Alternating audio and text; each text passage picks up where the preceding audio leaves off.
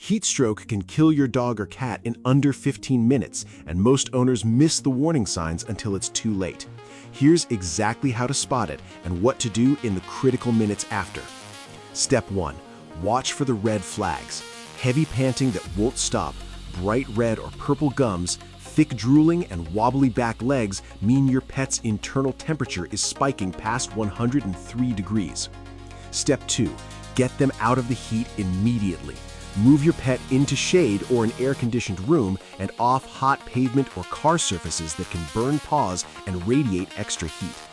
Step 3. Cool them with cool, not cold, water. Pour room temperature water over the belly, inner thighs, paws, and ears, then aim a fan at the wet fur. Ice water can shock the body and trap heat inside. Step 4. Offer small sips of water, never force it down their throat. A few laps every couple minutes rehydrates them without risking choking or bloating a distressed animal. Step 5. Call your vet on the way, even if they seem to perk up.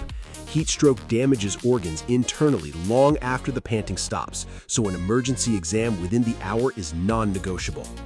Pro tip: never leave a pet in a parked car. Even with windows cracked and even in shade, temperatures can spike within minutes.